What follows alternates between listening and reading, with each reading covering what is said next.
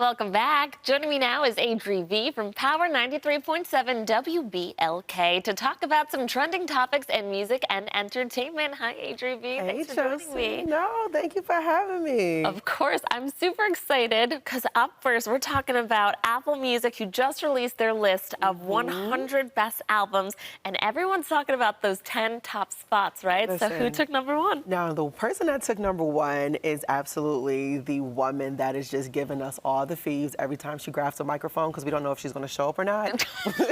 No shade at all. But it's Lauryn Hill coming in at number one. Now we know she came up with her solo album. It was like back in '98. Miss Education of Lauryn Hill took the number one spot. Which is kind of, it's crazy to think about. Listen, don't get me wrong. Yes. Like, I love Lauryn Hill, doo-wop, like that. It's all a vibe, but it's kind of crazy because one album. Yeah. One album has seen her through her entire career. Yeah. And I listen to it still like it's new. Me too. Like it's new. But do you want to talk about who else was in those top spots? Yeah, so other people that was in the top spot, of course, was like Michael Jackson, Prince, Frank Ocean, Stevie Wonder, Kendrick Lamar, Beyonce.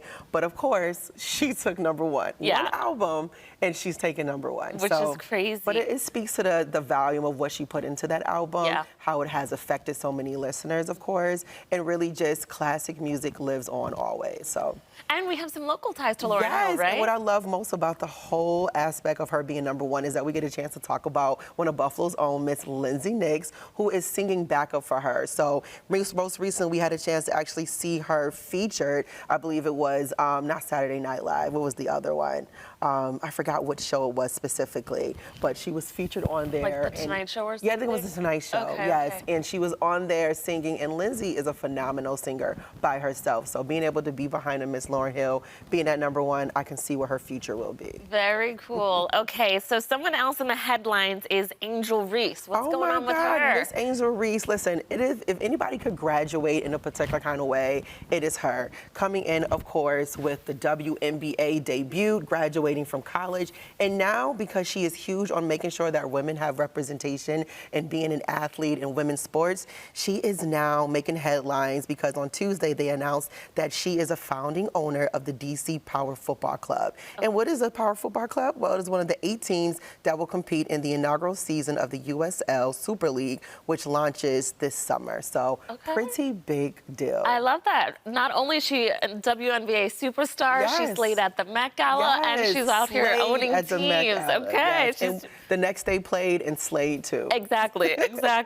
Okay, we're going back to music now. Okay. Kendrick Lamar stays winning. Listen, he won against Drake when they had their lyrical beef. Okay, listen, she said it. She said it. She's the expert. Yes, I said it. He won. He just kept coming and he gave a lot of lyricism and delivered, but it's absolutely true. But not only did he trend in the top 10 with Apple Music, but when it comes to Spotify, they released their list of 100 greatest songs of the streaming era. Okay, so that means from 2015, January 1, up until present day. And coming in at 100, of course, was Coi Leray with Players. That was a song. Wait, but that's so cool. Like, she's so young to be able to make that list. Yes. That early on is huge. And of course, Kendrick Lamar came in at number one with the song All Right. Now that one is a big song. That song will never, that I think is going to be like Lauryn Hill. Like decades from now, we're going to be like, wow, All Right still is just because it's going to be all right. It is. It is going to be all right. I love it. Yes. Okay, now the next story is a bit heavy. Okay, so we're talking about Cassie amid the release of that footage from 2016 showing her being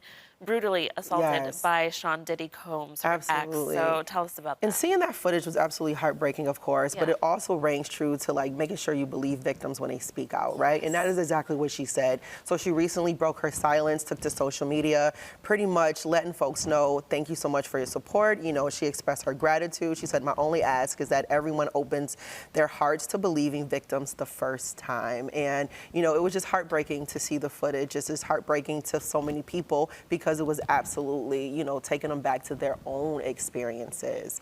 You know, when it comes to those experiences, you want to send as much life and love and light to Cassie. And if there's anyone who is experiencing domestic violence, you know, there's a place you can go to. You can call 1-800-799-SAFE, and also you can go to thehotline.org for support and help. Now, viewers, you know that I'm competing in Miss America system, competing for Miss New York. I'm currently Miss Upstate New York. Come on, Miss Upstate New York. My platform is, talking about and concerning domestic violence and supporting victims and agencies that support them. So, like you said, it is so important to believe victims when they're strong enough to come out and tell their stories. Because that's a great person to show it could happen to anyone, right? She's a superstar. She's a singer. She's amazing and beautiful, and you would never know that she was going home this to a nightmare. entire time. Yeah, every time. So yes, much prayers to her. Prayers to her. But we're gonna end on a happier note, okay? But also kind of crazy. Listen, it made me go like, how old am I? Right. And how old is she? Because we heard all about her, of course. First was introduced to her in her songs, but a congrats is ordered to Eminem's daughter, Miss Haley Jade, who married Evan McClintock over the weekend, and Eminem was present, of course, at his baby girl as she became the wife. And star-studded, okay? 50 Cent, everyone there. Jimmy Iovine, Dr. Dre, everybody who was the friends that she grew up under was present. And I mean, what is it to be a dad and to be able to just go right ahead and give your daughter off, to the next man to take care of her? Beautiful. We grew up with her. Yes. Adri, thank you so much for coming in. This was so fun, catching us up on our trending topics. And as always, where can people listen to you? What time and when? Yes, each and every Friday night, Saturday night, of course, on Power 93.7 WBOK, 10 p.m. to 2 a.m. as I bring the club to your crib, the club to the car, the club to wherever you are, doing it to go get away, listening to Adri V's Go Get a District. That's right. She's a go-getter. Yes. Thank you so much for coming in. Thank you.